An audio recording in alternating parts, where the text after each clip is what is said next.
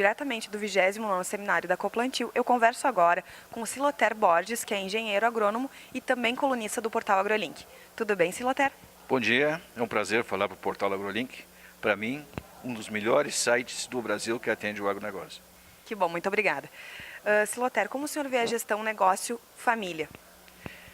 Eu que sempre trabalhei em gestão, e só no seminário eu comentei há pouco, numa entrevista dos 29 e 24, eu fiz palestra aqui, hoje 24 vezes, e sempre trabalhei em gestão, mas tenho associado nos últimos anos muito mais aquela gestão antiga que se fazia de custos, só pensando em custo, analisar resultado, que é fundamental, mas não a gestão da família junto com o negócio. E peguei a ver que com a longevidade das gerações, por exemplo, hoje na mesma propriedade nós temos 3 gerações trabalhando, os avós com 70, os pais com 45, os filhos com 25, e todos ativos, todos lúcidos. Então, se nós temos mais pessoas trabalhando dentro da propriedade, muito mais, o maior número de famílias trabalhando, mostrei um exemplo na palestra, onde o casal de 70 anos iniciou a propriedade e eram só 2, eles mandavam sozinhos e determinavam, e hoje a família com os filhos, os genros, as noras e os netos, são 17 pessoas. Portanto, se você não souber trabalhar com família e negócio, e não souber regrar, e além do mais, não só pela quantidade de pessoas, mas são gerações diferentes, são gerações que pensam diferente, são gerações que se relacionam familiarmente diferente, são gerações que não casam, mas vivem juntos, e isso tem uma influência, eu falei bastante no processo de sucessão, e os negócios cada vez ficando maiores, e cada vez vão ser maiores, mais complexos. Então nós temos que sabermos trabalhar como essa família e esse negócio pode trabalhar juntos, separando o que é família e o que é negócio. Mas como você vai separar o que é família e o que é negócio? Tem que entender que aquele negócio da família podia ser um negócio de terceiros que ele estava trabalhando. Então lá tem que ter as regras. Quanto eu vou retirar? Quanto eu posso ganhar?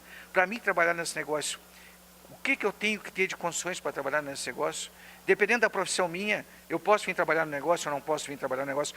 Eu não estou perdendo como filho, como neto, que eu vou ser dono desse patrimônio no futuro. Mas eu posso ser dono do patrimônio no futuro, mas não trabalhar no negócio. E isso acontece muito. Por exemplo, nós temos famílias onde um filho toca a propriedade junto com os pais, e os seus irmãos são profissionais liberais de outras áreas e estão na cidade.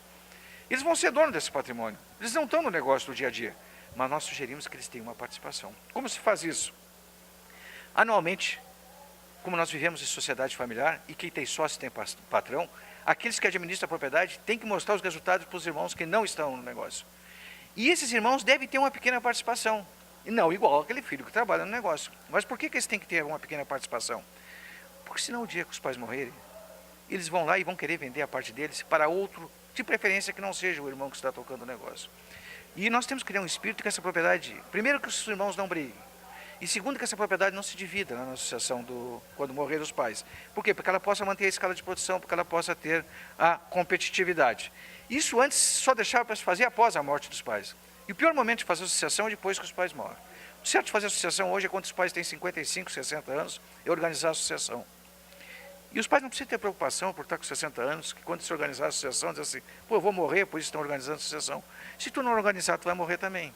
A nossa sorte é que nós não sabemos quando morremos, só sabemos que quando nascemos começamos a morrer, porque a expectativa de vida começa a diminuir. Então, quando se organiza essa sociedade e essa sucessão em vida, que é o ponto fundamental, organizar em vida dos pais, quando estão lúcidos, que é a harmonia familiar, os pais não perdem o poder. Porque lá no contrato social, nesse da empresa, está regrado quais são os poderes dos pais, quais são os poderes dos administradores. E com isso, o que nós temos conseguido nesse Brasil todo aí, nessa agricultura? Sucesso, harmonia, uma grande amizade com os pais, onde que a gente faz isso, emoções, muita emoção, muito choro. Não é que você vai eliminar 100% dos atritos, você diminui muitos atritos. E os pais conseguem viver o final da sua vida com a família organizada e a sucessão praticamente pronta o dia que eles morrerem.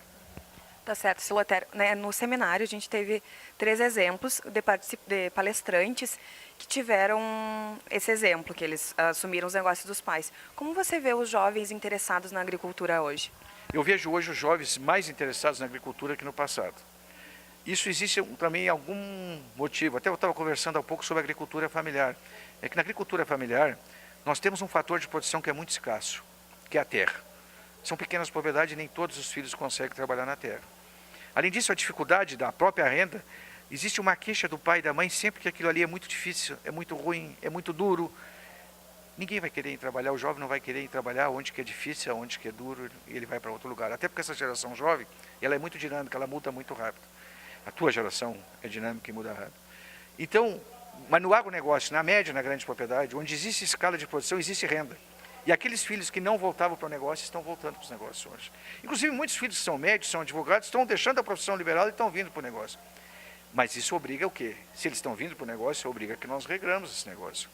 Porque hoje eles são meus filhos, eu tenho 60 e poucos anos, vamos dizer que eu tivesse um filho com 40, não tenho, mas se tivesse com 40, se eu não regrasse a sociedade em seguida eu vou ter um neto com 25. Tá? E antes dele ter 25, esse meu filho que tem 40, precisou pagar os estudos do filho esse que hoje tem 25.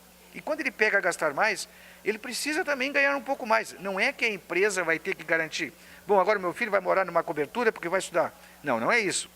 Ele vai ter que ganhar mais dentro daquilo que a empresa permite ter o resultado.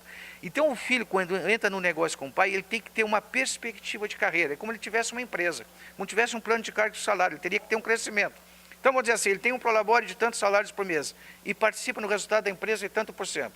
Então, aquele filho que trabalha no negócio, ele tem um prolabore, não precisa ser alto, mas tem uma participação no resultado, por exemplo, de 20% ou 30%. O outro filho que não trabalha no negócio, ele não tem prolabore dali, por quê? Porque ele está ganhando dinheiro lá na profissão dele, mas ele tem uma participação no resultado, por exemplo, de 10%. Então, isso também está levando que os filhos, com essa renda da agricultura aumentando, com o resultado da agricultura aumentando, os filhos venham para dentro do negócio. E os pais têm que estimular que alguns filhos venham para o negócio. Por quê? Porque as nossas gerações têm muito menos filhos. E nós podemos correr o risco, se nós não criarmos um ambiente favorável para os filhos trabalhar, que nós não tenhamos sucessores, como está acontecendo na pequena propriedade do Rio Grande do Sul. E como o senhor vê também a questão da tecnologia hoje em dia? Nós tivemos também a palestra do Dado Schneider, que fala que é preciso se adaptar à nova geração. Nesses exemplos dos palestrantes que eram jovens e assumiram os negócios da família, eles falaram que na época dos pais eles não utilizavam a tecnologia. Hoje eles adaptaram, os pais não usam, mas ainda pedem para eles usarem. O que o senhor vê sobre isso? É isso que eu comentei na palestra, que quando se trabalha em sociedade familiar e em sucessão, depende muito da abertura da cabeça dos pais. Porque um filho não vai falar para o pai em sucessão. Porque o pai pode ser, dependendo da reação do pai, mas tu acha que eu vou morrer? Já quer pegar o que é meu?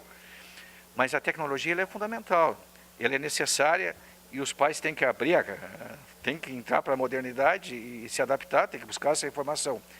Eu só não concordo que não tenha que se olhar muito o passado. E isso, para mim, ontem foi um exemplo na palestra dos jovens. Todos eles fizeram questão, os 3 jovens, a Argentina, a brasileira e o jovem, o Hércio, de Erechim, acho que é de Erechim o Hércio, os 3 fizeram questões de demonstrar a história do passado. Como é que foi a evolução das propriedades, os avós, os pais, como é que eles chegaram. Isso é fundamental. Então não é só nós nos adaptarmos, os velhos, aos jovens. Claro que nós temos que nos adaptarmos, porque eles são muito mais dinâmicos. Nós nunca vamos chegar na tecnologia, na capacidade de absorção do jovem. Não só na capacidade de aprendizado. É que com a idade você perde memória. E você perde memória, você perde informações. Embora você pegue uma informação nova hoje, daqui a 2, 3 dias, você não consegue armazenar aquela informação. Então vocês têm mais dificuldade. É lógico que essa tecnologia vai evoluir muito mais rápido. Mas a história da família é fundamental ter. Aquilo que foi construído é fundamental que os jovens entendam como é que aquilo ali foi construído. Não é que eles tenham que fazer o leite na espiriteira e o leite virou. Eu tinha uma bisavó da minha mulher que dizia assim, futebol é igual a leite fervendo. A gente olha, quando vira para o lado o leite vira, e quando a gente vira para o lado da televisão os caras fazem o gol. Então não é que nós vamos querer que o jovem volte ao passado, mas deve conhecer a evolução da história do passado. Agora a tecnologia cada vez vai ser muito mais dinâmica e a geração de 70 não tem capacidade de absorver, na minha avaliação, nem 20% que esses jovens vão absorver e que vai ser necessário pela competitividade. Tá certo, Siloter, muito obrigada, sucesso para você. Muito obrigado pela oportunidade, mais uma vez, meus cumprimentos. E todos os internautas utilizem o AgroLink, que realmente, não é por estar dando essa entrevista, eu admiro e é um site fantástico dentro do agronegócio brasileiro. Eu agradeço, senhor, muito obrigada. Aline Merladete para o portal AgroLink.